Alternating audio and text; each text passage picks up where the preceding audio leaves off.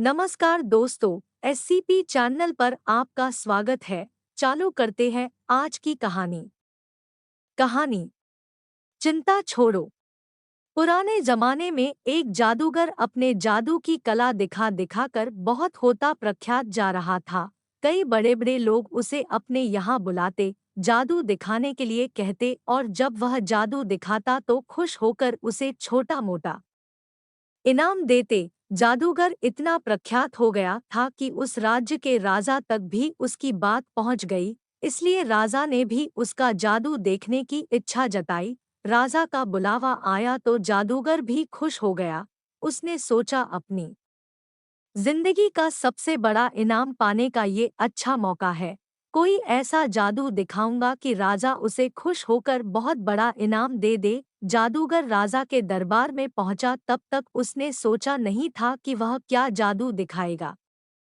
उसे यह तो पता था कि छोटी मोटी चीजें गायब करने वाले जादू से राजा को वह खुश नहीं कर सकता, उसे कुछ बड़ा करना पड़ेगा। उसने जब राजा को पहली बार देखा तो उसकी नज़र सबसे पहले राजा के मुकुट पर पड़ी और उसने मन बना लिया कि राजा का मुकुट ही गायब करके सबको आश्चर्यचकित किया जाए। जादूगर ने अपना जादू शुरू किया और जैसा उसने सोचा था राजा का मुकुट गायब कर दिया। राजा का मुकुट गायब होते ही सभा में बैठे सभी लोग राजा पर हंसने लगे। राजा को लगा कि जादूगर ने जानबूझकर उसकी तौहीन करने के लिए ऐसा किया है। राजा लोगों की हंसी को अपना अपमान समझ बैठा। गुस्से में आए राजा ने तुरंत उस जादूगर को पकड़कर कालकोठरी में डालने का हुक्म दिया और साथ में यह भी कहा कि इसे 7 दिन बाद फांसी की सजा दे दी जाए। जादूगर ने ऐसा नहीं सोचा था जो हो गया। फिर भी जादूगर इतना परेशान और दुखी नहीं दिख रहा था जितना उसे होना चाहिए था। जादूगर की पत्नी को जब इस बात की खबर लगी तो वह दौड़ी दौड़ी जादूगर को मिलने के लिए कालकोठरी में आई। वह अपने पति को इस तरह से मुसीबत में फंसे देखकर रोए जा रही थी। जादूगर ने उसे समझाया कि चिंता मत करो और खुश रहो। पत्नी को लगा कि मौत की सजा सुन जादूगर को सदमा लगा होगा, इसलिए ऐसी बहकी बहकी बातें कर रहा है। पत्नी बोली, आप ऐसे समय में भी कैसे खुश रहने की बात कर सकते हो? जादूगर पत्नी से बोला, अभी से क्यों दुखी होना, अभी मेरे पास 7 दिन बचे हैं, बाद में देखेंगे जो होना होगा। जादूगर की पत्नी रोज उसे मिलने आती और जादूगर उसे खुश रहने के लिए कहता और कहता कि अभी इतने दिन बचे हैं। आखिरकार वह दिन आ गया जिस दिन जादूगर को फांसी देनी थी। राजा भी उस दिन अपने घोड़े पर सवार होकर जादूगर को देखने के लिए आया था। राजा को घोड़े पर देखकर जादूगर के दिमाग में एक आइडिया आया। वह राजा को देखते ही उदास होने का नाटक करने लगा और रोने लगा। राजा ने उसे कहा कि क्यों उस दिन तो मेरी बेइज्जती करके हंस रहे थे और लोगों को भी हंस रहे थे, आज क्यों रो रहे हो? जादूगर ने कहा, महाराज मैं मौत के डर से नहीं रो रहा। मौत का क्या है, वह तो एक दिन आनी ही है। मैं इसलिए रो रहा हूँ कि मेरे इतने सालों की मेहनत जिससे मैं अपने घोड़े को उड़ना सिखा रहा था, सिर्फ 1 साल की वजह से बर्बाद हो जाएगी।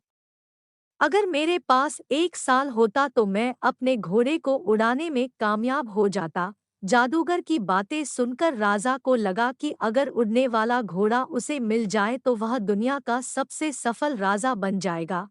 वह उड़कर किसी भी अन्य राजा को बड़ी आसानी से युद्ध में हरा पाएगा। राजा के मन में लालच आते ही राजा ने उसे 1 साल तक का समय दे दिया और कहा कि अगर तुम 1 साल में मुझे ऐसा घोड़ा देने में कामयाब हुए तो तुम्हें फांसी की सजा नहीं दी जाएगी, लेकिन अगर तुम ऐसा नहीं कर पाए तो तुम्हें फांसी से भी बड़ी दुखदायक मौत दी जाएगी। कालकोठरी से छूटने के बाद जादूगर सीधा अपने घर पहुंचा। जादूगर ने देखा कि उसका पूरा परिवार और पत्नी उसके मौत का शोक मनाने के लिए इकट्ठा हुए हैं।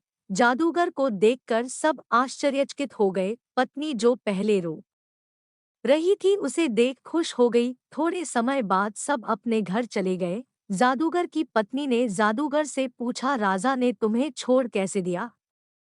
जादूगर ने उस शर्त के बारे में बताया जिसमें जादूगर को एक उड़ता हुआ घोड़ा राजा को 1 साल के भीतर देना था। शर्त को सुनकर जादूगर की पत्नी फिर गुस्सा हो गई और बोली, तुम कैसी अजीब शर्त मानकर आ गए? क्या तुम नहीं जानते ऐसा घोड़ा कभी संभव ही नहीं है?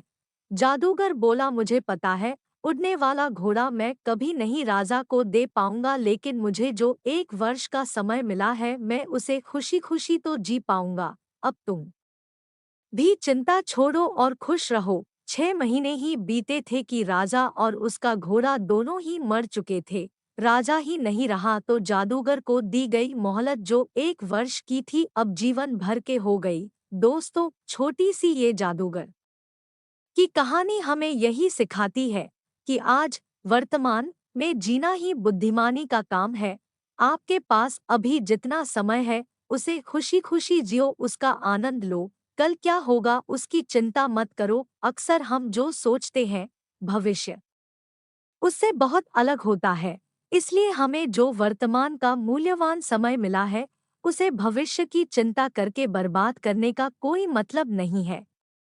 कहानी अच्छी लगी तो वीडियो को लाइक, शेयर और चैनल को सब्सक्राइब करें।